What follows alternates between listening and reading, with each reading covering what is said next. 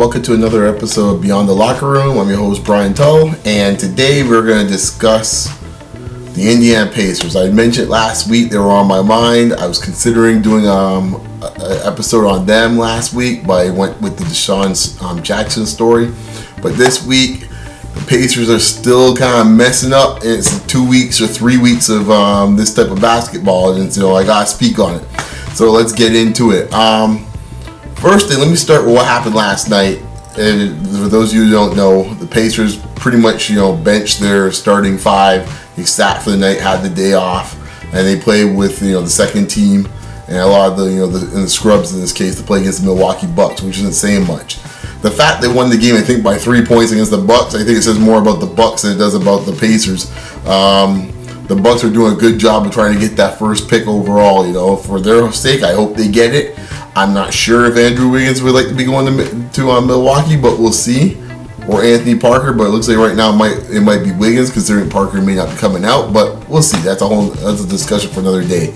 As for the Pacers, so I think the Vogel move actually is a piece of a stroke of genius, because he comes out on top either way.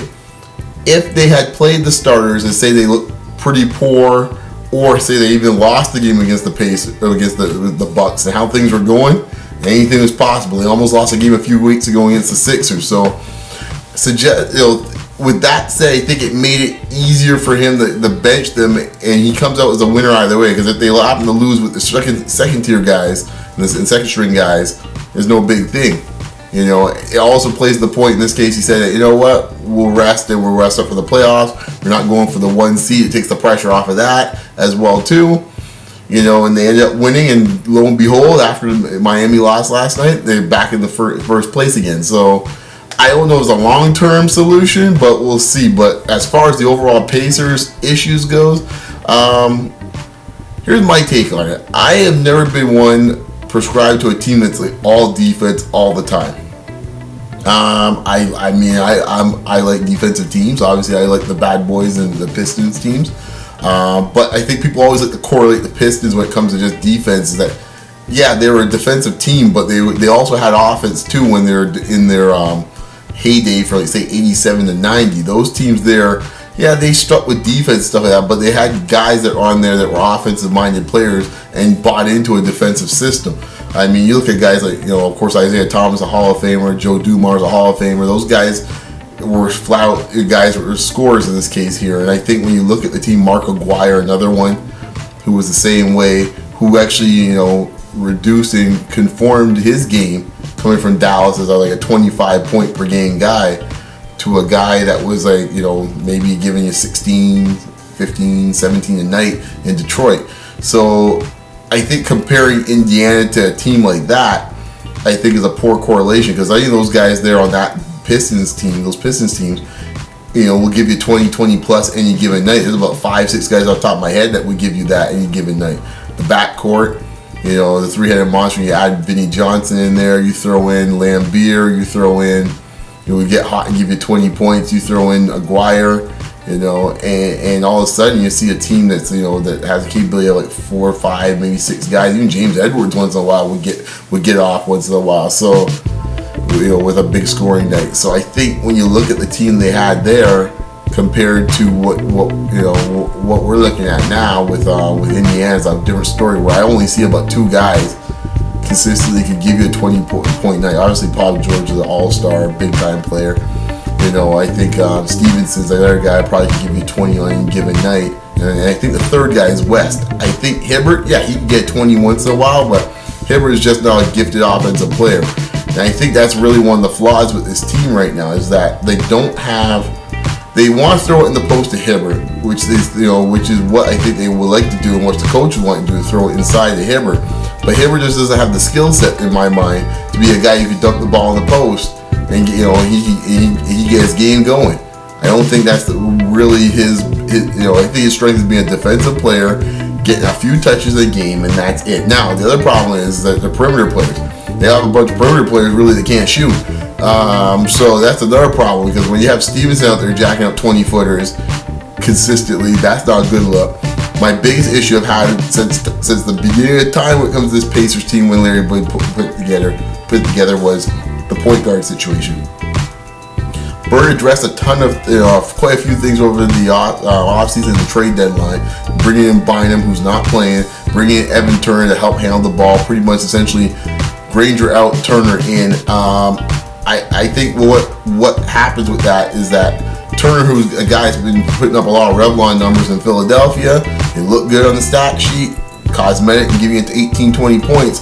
But now it's big time ball now, and the lights are on now, and you're starting to see Evan Turner not being able to handle the pressure, in this case of becoming a productive scorer off the bench. And what ended up happening is they messed up the chemistry in this case here, because with Granger, one thing you knew for sure is if Granger will do nothing else, he will consistently score for you. You might chuck up a lot of shots to do it at times, but he's gonna give you points. And he's a guy that defenses have to respect. Next problem is back to the point guard situation. And as mentioned before, Bird made all these changes, but the one thing he did not address was the point guard situation. And I just don't think George Hill as your starting point guard is going to get it done in the playoffs. I think right now at this point, the Pacers are susceptible to anybody, I think, pretty much in the Eastern Conference. I don't even think Atlanta, after the whooping that shellacking Atlanta put on them a week ago, or this past weekend on Sunday, I don't see any team right now that you can say they're guaranteed to beat in the playoffs right now. So even if they got the one seed and they play Atlanta, I don't consider that to be a great matchup for Indiana. Anyhow, they've always struggled playing Atlanta. Even when Atlanta had better teams, even now they still had struggled playing Atlanta. I don't see how this is gonna make, if you're a Pacers fan, sorry cousin and my family in Indiana, but if you're feeling that you're getting away from playing somebody like Charlotte in the first round and play Atlanta, I don't think that's a gimme either. Obviously playing Charlotte, I think, will cause them a lot of headaches as well too. I think Kemba Walker's penetration will give them a ton of issues. And then of course can West play Jefferson or Hibbert play with Jefferson straight up? I don't know if that's possible. But it would make an intriguing matchup if they got the 2-7 set up in this case. But after they came into my town on Friday in Toronto and saw what the Raptors did to them in the last minute and a half, and pretty much, I don't think they scored a point in 2 minutes left to go in a game, which for a team of that type of quality, not even have a point with a minute, I think it was 90 seconds left to go in a game, and not get 1 point. That's unbelievable. I mean, the offense is just putrid. It's horrible at this point. I've never seen a team collapse like this in such, being such a favorite going into the playoffs, and in the last month just collapse. I think it's a coalescence of a whole bunch of things. I think it has to do a lot with, guys not knowing their roles. I think Hibbert, in this case, getting the all-star nod, and all of a sudden thinking next thing you know, he's the next coming of Patrick Ewing. I think it has a lot to do with some of the stuff going off the court with Paul George. You can't ignore that. I mean, the fact is his numbers started kind of going downhill as some of the stuff's come out with some of his personal life. So you got to throw that in there. And then you got to throw in the third element, I think, is, the third element, which is Stevenson, who I think is, kind of, peeved that he didn't make the All-Star team. It's a contract season for him, contract season for Evan Turner. So you got two guys here trying to get numbers, while, so they get paid in the offseason while they're going for a title run.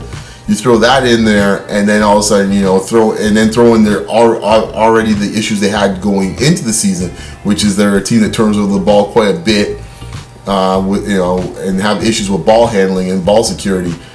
Those four elements thrown in there, and you end up with what we have here, where a team is limping down the stretch. Probably just hoping and praying for someone to put them out of their misery at this point. Hibbert's a sensitive dude. I don't see him getting his head back into it anytime soon. I think it's going to have to be something like David West. They run the offense through down the post in the postseason. And hopefully Paul George gets himself out of the funk. To me, that's the only way I see them kind of getting through and at least getting to a point where they might face a Miami in the Eastern Conference Finals. Anyway, that's my take on it. I'd love to hear your take on it. I'll have a few links down below on what some thoughts are, some other some sports writers, what they think of what's going on in the Pacers situation. So give me your comments down below. Once again, spread the word, and I'll talk to you next week. Peace.